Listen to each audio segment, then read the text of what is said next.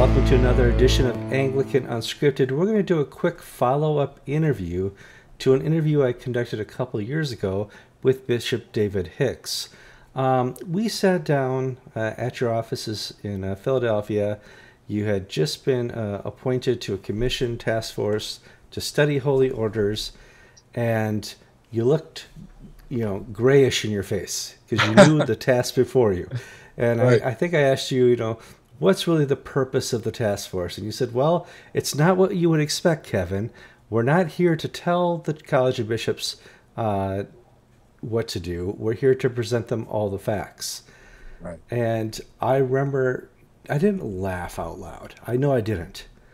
But I was humored in the fact that, well, in today's social networking world of Facebook and Twitter, nobody, even watching this interview, is going to understand what that really means.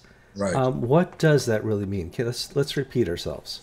Yeah. The task force was commissioned to help the College of Bishops by leading them in a discussion about holy orders, in particular, the issue of whether or not women should be admitted to holy orders. So that was our charge. It wasn't to come up with the answer, but to provide the information that the bishops would need in order to lead the province in knowing how we're going to move forward with a difference of opinion on this issue within the province. Now, I read 318 pages, very informative, lots of sides, both sides of the issue, but you didn't encompass everything, all the teachings going, back 2,000, 3,500 years Right. on this issue. Obviously, there's just too much out there. Yeah.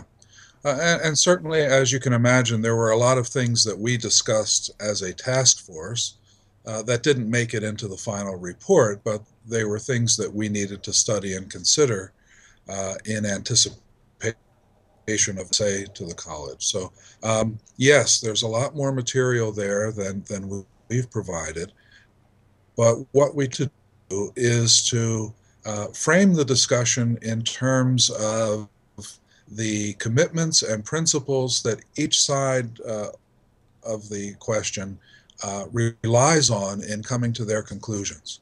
And the reason we did that is it's not as if there haven't been a lot of studies already conducted about ordination and women's ordination. And so to simply repeat what can be found elsewhere didn't seem to be productive or helpful.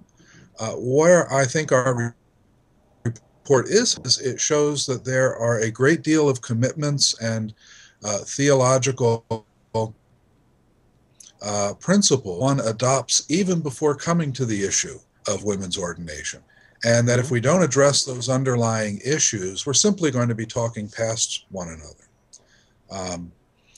I know that there are people, in spite of the discussion that we had, and in spite of the fact that I have at provincial councils and assemblies and College of Bishops meetings reiterated time and time again that our purpose was not to come up with an answer, there are still people who are disappointed that we didn't do that.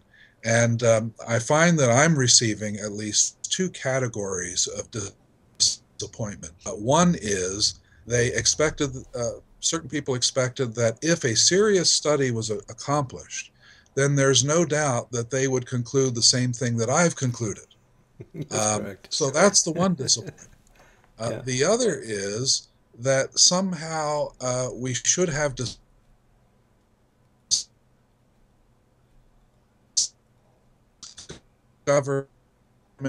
lying somewhere, and if we were diligent in our study, we would come up with something that no one else thought of before that would be the simple answer to the question that we're having.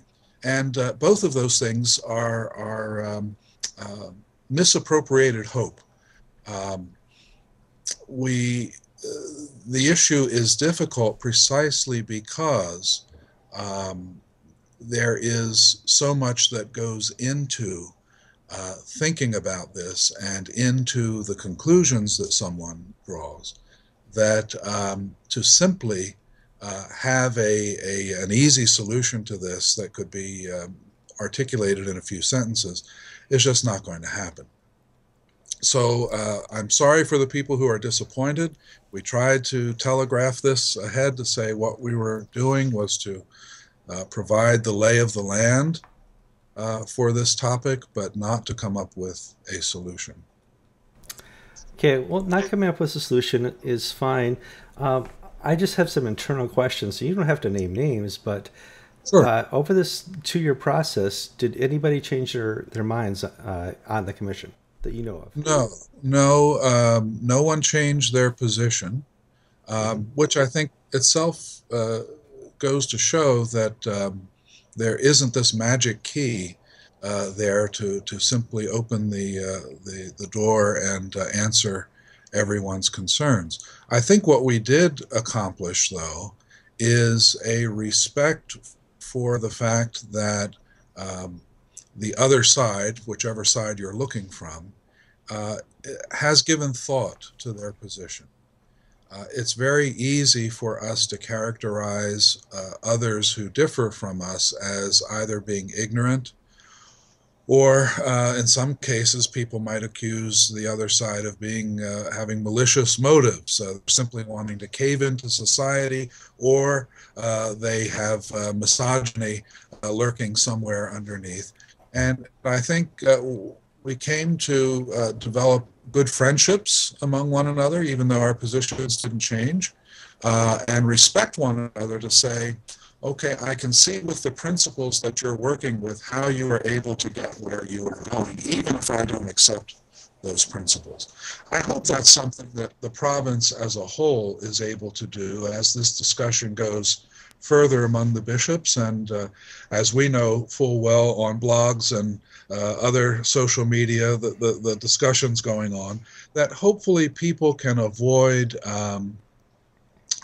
attributing ill will or poor motives to the other side, but recognize that there is serious theological thinking going in on both sides of the issue. The problem is what things we accept as being the most important principles that we work with in arriving at our conclusions.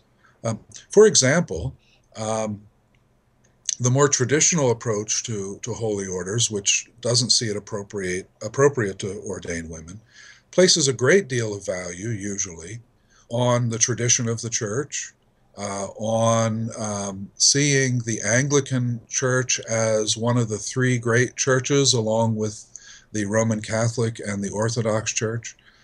So what tradition says and what the other churches with historic episcopate as part of their polity, what they say and think has a great deal of weight for a traditional person. For someone who comes, we've, for lack of better terms, sort of lumped it together as evangelical, or we could say the more Protestant end of churchmanship in our tradition. They're not going to place as much value on what the Roman Catholic Church or the Orthodox Church thinks. They're not going to place as much value on whether or not the church has practiced something for a long period of time, going back to the beginning. The more reforming attitude says that the church at any time has a lot wrong with it that needs to be corrected. And so this can just be one of the many issues that the church needs reforming over. Whereas the more Catholic-minded, the more traditional-minded would say the church usually gets it right. Every once in a while something needs to be adjusted, but we rely heavily on those things. So when you're beginning in those starting points, that's going to inform your conclusion very heavily in which way you're going to come out on the question of women's ordination. Well, I agree. I was brought up Congregationalist, Methodist, a little bit Lutheran by my Minnesota Democrat family, and I have a completely different understanding through experience of these matters through other parts of the church that were not Anglican. And right. Yeah, you're right. What you bring to the table is going to affect your perception on this. And, you know, we'll see it time and time and again on many different issues. Now that your part is done, you probably have a 4-week cruise scheduled I some wish. type of vacation. No, But next month we have provincial council and assembly in the College of Bishops, so I can't go anywhere. one of the parts of the report that maybe direct or not indirect was kind of an indication that this is not worth splitting over. That this is not an issue that needs to be, no matter what the church decide, the College of Bishops decides in the long run, we, the task force, don't see any reason that we need to split over this issue. Was I reading that right? You were, and everyone on the task force felt very strongly about that. That's something that we absolutely shared in common. Kevin, you have to ask yourself, what is the alternative? The alternative would be for our church to fracture and for each group to have some sense of self-satisfaction that we're just hanging around with people who agree with me. But how effective are we going to be as a province? I just don't see that splitting over this issue is going to help us at all. And I realize, I was just going to say, I realize that there's a great deal of discomfort with this. It is difficult for us as a province when there are people who are ordained in one diocese, I'm thinking of women, who are not recognized in another diocese. It is difficult for those who are on the traditional end of things to say we can't speak with one voice about holy orders, especially when we dialogue with the Roman Catholic Church and with the Orthodox Church. And there's a great deal of pain and tension in living the way we're living right now. But again, what's the solution? Simply getting rid of the angst and the difficulty by separating may solve one problem. It makes it so we don't need to think about things that we don't want to think about anymore. But as far as the overall impact of what the church can do, both in the world in terms of reaching people for the gospel and in terms of our partnership with GAFCON and the Anglican Communion, I just don't see a future for us in North America if we break off into various sects of people over this issue. No, I agree with you. The greater victory in this would come for our enemies. Right. The enemies of the ACNA would have their heyday if we divided over this issue. No question about it. And we tend to look back at church history with rose-colored glasses, and we think, oh, if things could be just like they were whenever, and people have a different point in history that they like to point to. But the fact of the matter is the church has always been messy. There has always been difference of opinion and controversy. So this is nothing new. Where I think our province can be a great witness is for us, in spite of this major and very important issue, being a source of tension for us, in spite of all of that, we are able to stay together in as much fellowship and closeness as possible. I think that will speak much more than simply saying we're going to go off and do our own thing so that we don't have to worry about this issue anymore. Yeah, somebody told me a long time ago, church is supposed to be hard. Yeah. And that's right. You find it in the Testaments. You find it especially in the Gospels.